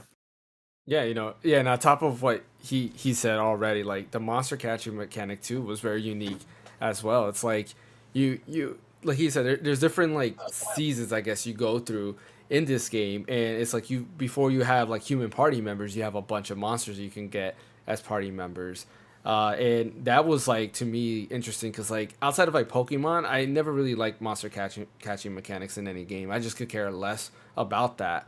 But this game I actually wanted these monsters. I was like, oh man, like can I catch a metal slime, or can I get these things? And it is kind of random. You can't really catch per se. It's like you would fight them and they would join you. but you know, my story of that was it grew with me. So I've said this plenty of times. I played it when my youngest son was born, and I played it, of course, like one handed. And it's nice because it is a story of kind of, you know, of a child who grows up and you know, eventually he becomes a dad, and it just has like the sentimental value to me, and that's where it hit me hard. But like the game itself is very fun, very difficult, and it has, in my opinion, I think it has the best music in any Dragon Quest game. Like I honestly, I can't think of any other Dragon Quest game that is on par with this. I think shoot, what am I forgetting his name now? The composer. Uh, Sugiyama. yeah, Sugiyama. I think this is probably his best work. I don't know if you agree with that statement. Do you think this is his best work? Yeah, I do think it's his best work. I have actually the Blu-ray concert for the Dragon Quest Nice. V performance for Sugiyama. That's how much I like it. So yeah, I think it's the best one. Like yeah, all the music that's played there is so memorable from start to finish. You know, from being on the boat listening to that to, you know, going into the like haunted like castle area. You know, the world map is an amazing world map theme, very adventure like you're like, wow, like this is an adventure. Like I'm here. But yeah, and you know, there's a nice twist in it too that I really love. That just it went from being like an 8 or 9 to like a, you know, a straight up 10 because of that nice twist that, like he mentioned, it still hasn't been done today, which is nice. Anything else you wanted to say on it, Sackchief? I just think it's a really emotional journey. It's a really personal journey. When you finish it, it takes a you really reflect on the experience a lot more than most RPGs. I feel like it's a really great. It's just a great experience. You haven't played it. I don't want to say too much. I just think it's something that every fan needs to play. Yeah, You guys are making me want to play it. Like I've do only it. played 11. So, and James has been talking. I watched the Netflix anime. I Yeah. love the Netflix that anime movie. And James is like, "That's my favorite RPG. You Yeah. gotta." He's like, "You gotta play this." He gave me the full story. I'm like, and then you okay. You got It's a to. lot better. It's a lot better than 11, if you ask me. I think 11 is very safe. I feel like 5 really just it had new ground. So Okay. Yeah, PS like one. Yeah, PS. no, there's several different versions. So originally a Super Famicom, it had a remake on PS2, and then a remake on the Nintendo DS. The DS version is the one you want to play, but it's also on iPhone. If you want to get that version on Android iPhone, there's a version on there which is the same as the DS version. Mhm. But if you want buttons, go for the DS version. If you're cool with touchscreen, then iPhone is fine. yeah, that's how I played I'm it. an Android, so I definitely go. What's on I definitely Android go too? DS first. Yeah, Yeah. Okay. yeah, that's the way I played it. Again, like that's why I You mentioned know the what I'm one gonna hand do thing. though? I've gotten bad. I don't play games. It's only certain games I play without Mhm. recording because of time constraint. I can't play. I just did it with Persona 3. I can't. I recorded it while I was playing it. I don't want to go back. That's another 100 hours. I Yeah. can't do it. It's A lot. That's a lot of time. I don't know how long. I think my gameplay time is 25 hours in the game from start to finish. Um, so it's like a 25-hour ish like RPG. Um, Okay. I will tell you this. I the the ending. I hate the ending, and the main reason is because the ending of that game. Unless I miss something, the save point is far away. Like if you die and get game over, you're starting all the way back, like a good maybe a couple Ouch. hours. Yeah, Mhm. it's there because I looked at my save file. I was like, oh yeah, this is my ending file. Let me go back. I went back to it recently. I was like, holy cow, like this is far away from where the boss is. Like there's a lot of stuff you go through it.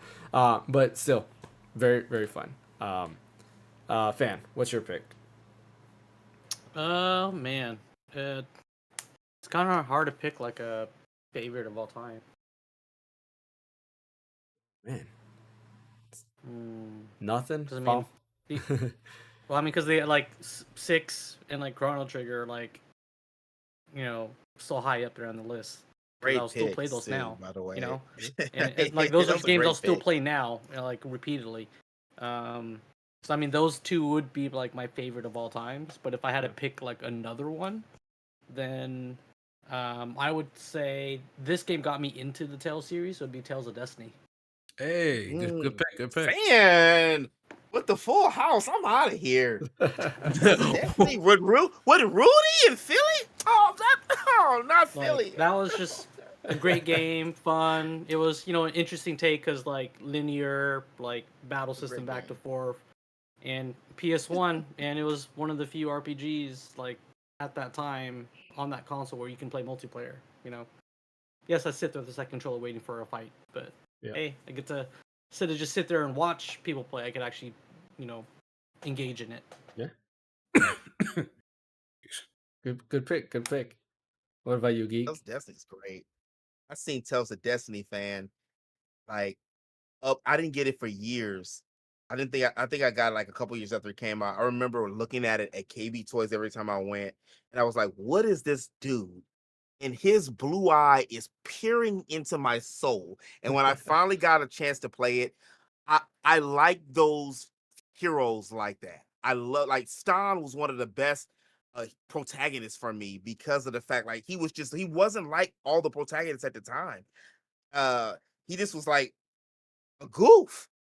And he just ended into this story. But anyway, that's a great pick. Mine, I'm gonna go something cheesy because nobody's mentioned it, and I understand why. It's overhyped.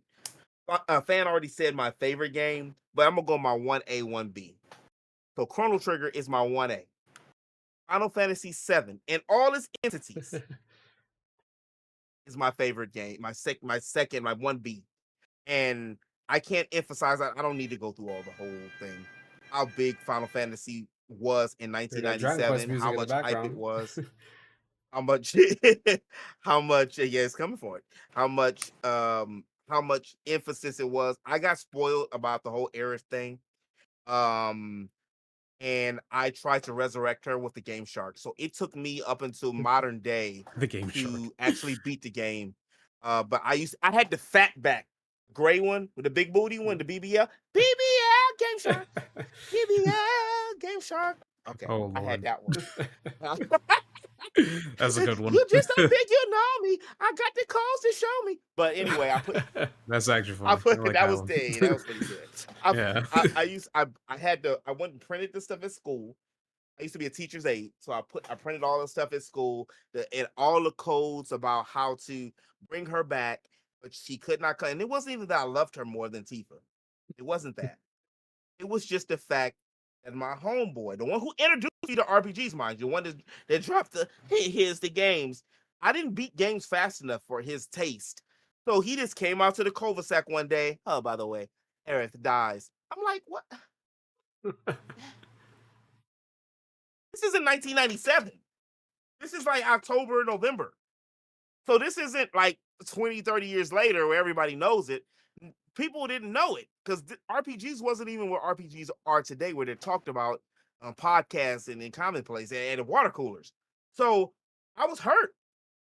And, I always think that, I need to go to therapy for that, actually. Now Go to therapy. it makes I'm like sense. Cloud. I got that damn Mako tweaking, How did Cloud this is, and I'm gonna say this because I'm not talking about Final Fantasy 7 because we already know about Final Fantasy 7. What else can I say? Honestly. Having children, I'm gonna say this. The graphics are great, but for me personally, having children didn't do nothing for the story. Because they regressed the story. Cloud got over his Mako tweaking through Tifa's efforts. He did everything for Tifa. He got the girl, and he was supposed to get the girl under the airship. That we got that on you with Faith I won. But you go all the way back 2 years, and you and Tifa are living together. Y'all not just playing Pinochle. Y'all are living together, and you still out here in the desert being moody, tripping over your dead homies, dead our girlfriend. That's not your woman, dude. That's not her. Anyway. The battle scenes in Having Children are stupendous. Just FYI. That Oh no, Tifa they're versus great, and what's that's his name? they're great. Yeah. They're Oh, the great, and that's swords. what got it. Do you know how many new fans came into that? A lot of my homies was not even into it. Was just like, hey, oh, that's a reading game. I ain't playing no reading game. You think you smarter than me? You playing a reading game? Okay, but then they seen Avid Children. But I'm like, me knowing the story, I'm like, wait. We left at the same parts that we were. Like, it didn't move the story. It was just like, hey, it was like a farewell tour, but we had already said farewell. Final Fantasy VII, Chrono Trigger, Final Fantasy VII, and said everything about Chrono Trigger. What else can I say? Good picks. Final Good Fantasy picks. VII, Chrono Trigger. What about you, Ash? All right, yeah, it took me a bit to think about this, and honestly, I think the fondest memories I have for a video game probably has to go to Dark Souls 1 out of all games, because um it's a bit personal for me, because I think that was my very first one of my very first PC games I owned myself. And this was a time that I didn't know too much about computers. So when I was trying to run this thing on a home laptop with a AMD Phenom dual core processor with 4 gigs of RAM with a crusty ass 5200 RPM hard drive, the game wasn't running well. But then I found out, oh, all I gotta do is lower the resolution down to like 360p when we're good to go. And I didn't mind that the resolution was low, because I was already used to lower resolution games like the PlayStation, GameCube, and all that stuff. So I was fine with it. But I started from there, and I kept getting my ass kicked over and over and over again, no matter what boss I did. And it really taught me how to think outside the box and just look at and just start reading all the items that you actually have in your inventory, because the only way you're going to get past certain things is if you actually pay attention to like the smaller details of the game in order for you to get past certain things. So like, for example, the second to third boss, actually, I think this was the second boss. This is like a big ass minotaur boss you'll go through before you get inside the castle in Dark Souls 1. Yeah. You can beat him without certain items, but if you were to go through some like the buff enhancements, like the lightning grease, for example, it will tell you that, hey, this is extremely effective against minotaur like beings. So you're like, oh, that guy's a minotaur. Let me see if I can use this on him. So you cloak your weapon with the lightning grease, and then when you start swinging at him, you notice you do a lot more damage than normal. So I'm like, what? So you're like, wow, that's amazing. And then later on, you still get your ass kicked still. So later on, you go back and be like, okay, damn, I wish there was like a better way to like handle this and stuff. So I think you can take like a shortcut, and you can actually do like a plunging attack on the Minotaur in that fight as well to do even further damage and stuff. So yeah, that way you can get ahead of the game and kill him off and everything. And that felt satisfying, because the game was teaching you how to look for lots of different things in order for you to give you the edge in the fight. Now you don't have to do none of these things. That's the beauty of it. You can go straight in without the buff, without the plunging attack, and still beat the game. This was my first. This is my first time dealing with the Soul series, so I did all these things. Make sure I look at every nook and cranny, so that way I can get ahead and everything.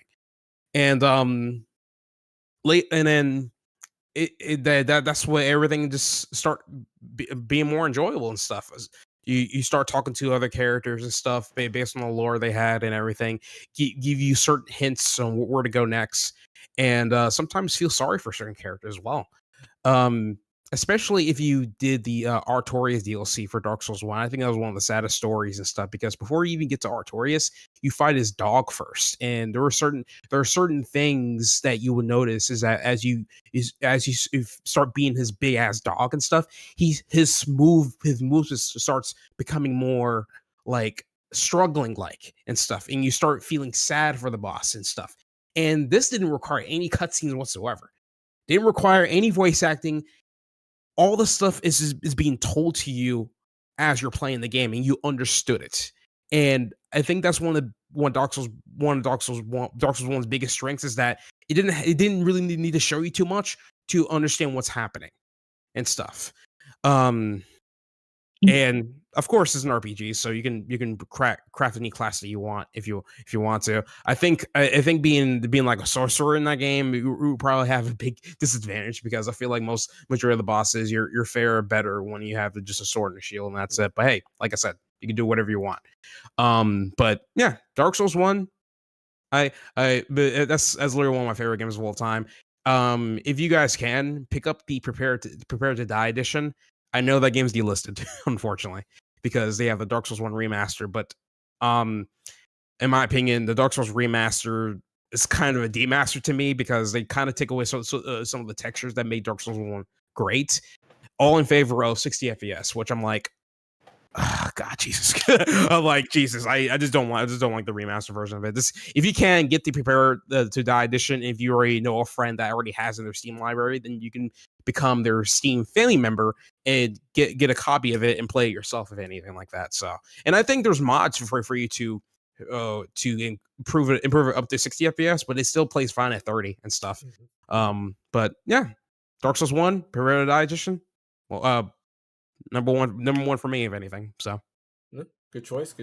Fun fact: my first playthrough of Dark Souls 1, the Minotaur jumped off the bridge and I won. So that's funny. Yep, that's literally how I won. It glitched out. I was like, I don't know how that happened, but hey, that does happen. That does happen. And if it happens, you take it and you move on. Yep. you find the next fireplace, and you're set. So. All right, Bryant, what's yours? I think you know what mine is, James. I think you know. Mega Man X Command Mission. Final Fantasy 16. That is correct. My number one. Yes. My favorite RPG of all time is Final Fantasy 16. All right, everyone. I appreciate everybody for joining us for today's. Good podcast, everybody. Good podcast. I absolutely am in love with this game. I mean, I've talked about it ad nauseum about everything I like about it, but I'll go through it again.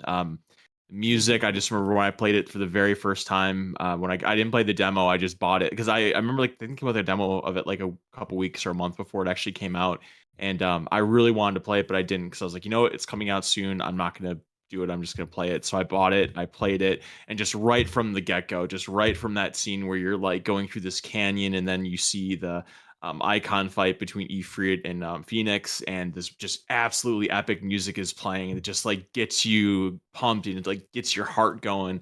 And I actually, just a quick side note, it's actually coming to my neighborhood, the Distant Worlds. I think it's called Distant Worlds, and it's gonna be Final Fantasy 14 and 16 music live. Cannot wait for that. By the way, it's gonna be in January. Cannot wait. And then you just kind of go with the next piece of it. Clive is my favorite protagonist in a video game of all time. He's extremely relatable. The voice acting by Ben Starr is impeccable. Yes. You feel his agony when he screams and when he's in anguish and when he's happy and when something really bad happens to him and he's crying. Like, you just feel every emotion that he has in a way that I've never experienced the protagonist before, because I find I mean, some of them I like for various reasons. Like, you know, Zidane from 9 is funny. 7 is Cloud is cool, Squall is kind of like moody or whatever, but like a lot of them are just kind of aloof and unrealistic. And I just found Clive just to be this very cool everyman that happens to find himself in this position of having this power, but like really caring about his brother. And then I love Jill. I love the romance of Jill and Clive. It just comes across as very organic. It just kind of grows from growing up together, and it's just kind of like a Winnie Cooper kind of thing, like a girl next door thing. It becomes your love interest. It's just very organic, and it's not like, and I know this is gonna piss some people off, but I don't care. It's not like, in my opinion, Titus and Yuna, where I just feel like it's just so. James wants to throw his monitor right now, but that's okay. I love the battle system. The graphics are amazing. I love how it kind of goes back to its roots, talking about the crystals, but it's about destroying the crystals. So it kind of has this make and demake thing of Final Fantasy, which I feel was very needed at the time, especially after 15 came out. That it just 15 had some cool stuff, but I had a lot of problems with 15. And then the ending was great. I got really emotional with the ending of 16, and yeah, the locales, the music, the graphics, the characters. Say what you want about the side missions, but RPGs have bad side missions all the time. It's not exclusive to Final Fantasy 16, and I never was bored, and I had fun grinding and going through the 16 side missions. And I can't say the same for a lot of other side missions in RPGs that I find boring and pointless. But I did every mission in 16, and never once did I feel like, oh my god, this again. Yeah, same So here, yeah, man. I actually enjoy all the side missions in 16 and stuff. It actually fill a lot of like gaps within the world yes, building of 16. So that's one of the I think that's one of his strong points. 1,000,000%, especially on the origin of how bearers became slaves. Nobody yeah. knows that because they didn't play the freaking side mission, you know. And So then though I don't know if you played the side mission, like the one side mission that really just tore my heart into 100 pieces, and I'm gonna try my best to talk about without getting emotional because I'm dealing with my dog right now who's sick, oh, very I think I sick. know what you're talking about. Yeah, there's Yeah. this mission towards the end of the game with Clive's dog that, oh man, it gets you in the feels real bad. And you just think about Torgal and everything that he did up to the point of waiting for Clive to come back. And yeah, it's good stuff. But yeah, 16's my favorite RPG of all time, and I stand by that. I was thinking you're gonna mention a different one that's in the beginning of the game that has to do with a pet. If you know what I'm saying. Don't remember? I don't want to give spoilers. Maybe Ash, you remember? Oh yeah. So the one where it's like, I remember. like my pet is, lost. I need to find my Mhm. pet. I know. I remember. And then you go I remember. looking for the pet, and then I don't want to spoil it because I feel like anything else. I feel angry that I don't know what you're talking about. I'll tell you. I'll tell you off stream. You know it. Dan. Okay. Yeah, I'll tell you off I stream. remember now, but I'm not gonna say anything. Yeah, because that one was sad to me was too. yeah, that one was like whoa. Yeah, that one was. Oh no, crazy. yeah, I do remember the bear, yeah, I know what you're talking Yeah, about. so yeah, that one. That was dark. That was Yeah. dark. That was Yeah. a weird. That turn was like, oh, okay, like, yeah. I mean, all good choices, including 16, right? Like, they're all good choices, all different choices. Yeah. No, I just want to say, like, give credit to where it's due, because, like, I was about to say Sakurai, not Sakurai. What's his name? Yoshi P. No, composer to 16. What's his Soken. name? Soken. There we go. Soken. Like Soken, great work. I love his music. Like even though I haven't played Final Fantasy 14 in years, I still listen to the soundtracks because he has some amazing music that comes out. Fun fact: he composed Mario 3-on-3 Hoops on the DS. He's the composer. I knew. Yeah. I've been knowing that one. Mario Mario 3-on-3. I don't see many people talk about that. I mean, obviously it was on the DS, but man, that was one of my favorite Mario Sports Final games Fantasy ever, characters. bro. Yes, That's his true opus is Mario 3-on-3. Never mind 16. I mean, dude, it's what's crazy. I try to recall this, but like when you go through like the arcade mode on the highest difficulty, and then you fight the team, those CPUs were on crack. You have to. You gotta be with that stylus, bro, because they will, bro. Whew, I was sweating, bro. I was sweating more than I was sweating outside, man. dog. It was crazy. Those were some fun times, bro. I need to revisit that. Is that a pass or a foul? Dude, straight up, dude. Straight up, man. Music was popping off on the airship, but holy crap. Whew, jeez. They were sadistic. They were sadistic when they came to that difficulty, bro. It was crazy. Oh man, but yeah, appreciate everybody for joining us and everything here. These are our top RPGs, all good picks, like I mentioned earlier. Hopefully you heard something that maybe some games you've never heard of. I know I heard a few, definitely games that I'm gonna have on the list to go ahead and check out. 16. You've heard some games, like 16, some games you've never heard of, and definitely give them a try. I highly recommend. Pretty much every game you see here is definitely recommended because it's a piece of history, a piece of RPG history.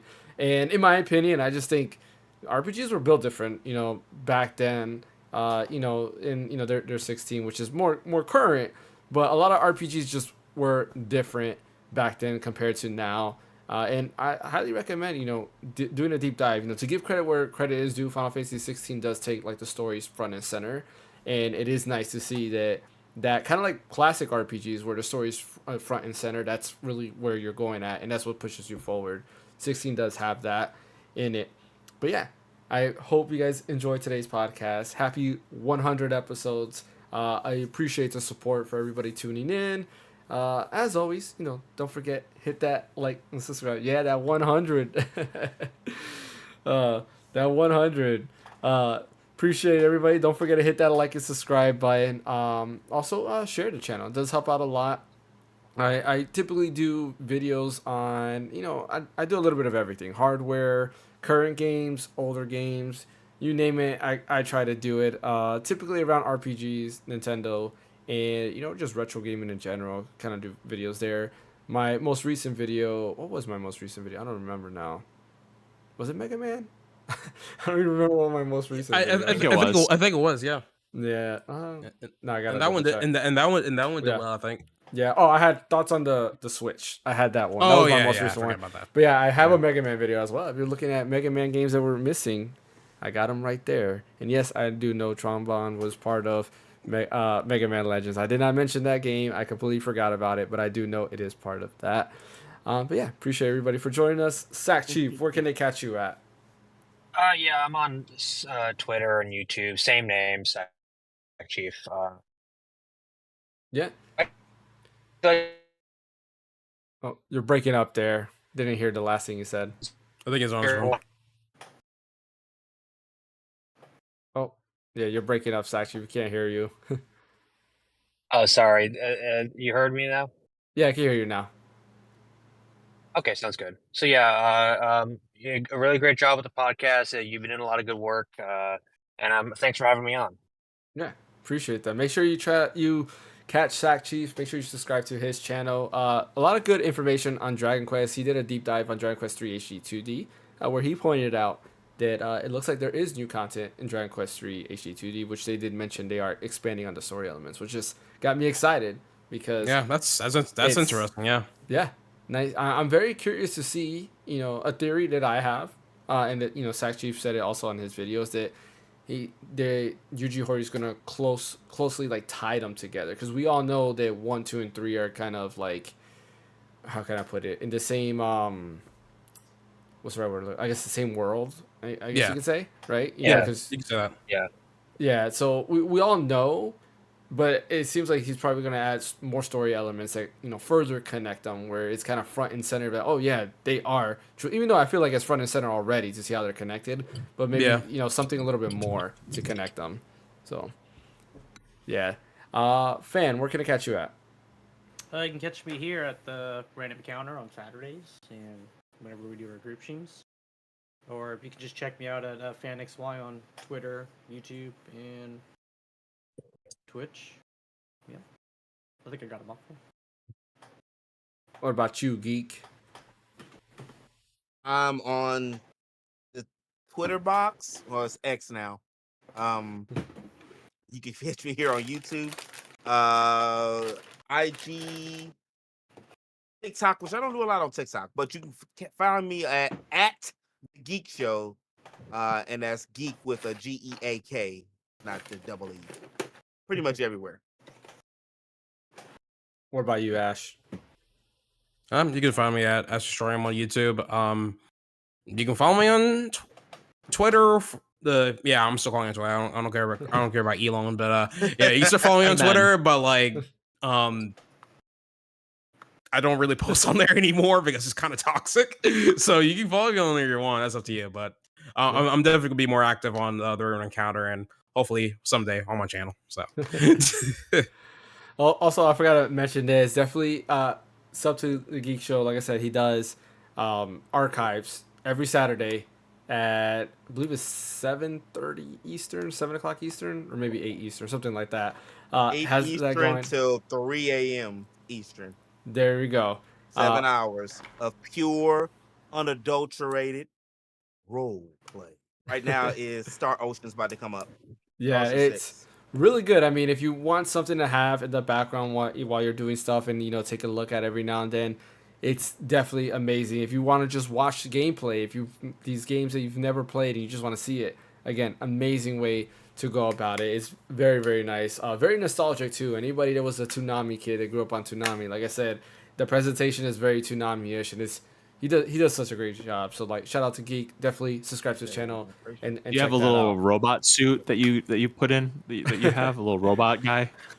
I don't, but I have a bot that I want to work in, but I have my Twitch and YouTube alerts is Akasha, and she's a black girl that's blue with an afro, so she's kind of like the Cortana, the Sarah Yeah. of the ship the Outcast. So we're going through space and we're just watching all these RPGs. It's all episodic.